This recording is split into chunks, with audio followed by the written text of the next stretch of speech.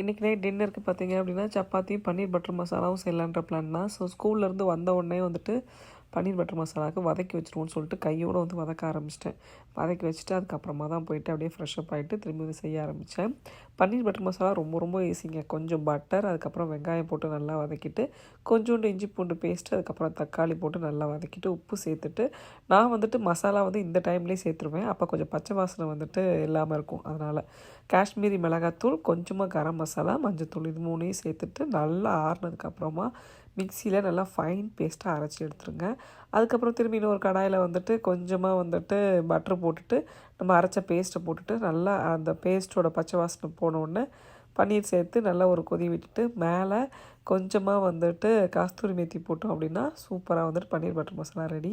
சப்பாத்தி மாவு பிசைஞ்சு சப்பாத்தி போட்டிங்க அப்படின்னா சூப்பரான டின்னர் ரெடிங்க. இந்த மாதிரி டின்னர் செய்யும்போதெல்லாம் பார்த்திங்கன்னா காலையில் வந்து டிஃபனுக்கு பிரச்சனை இல்லை.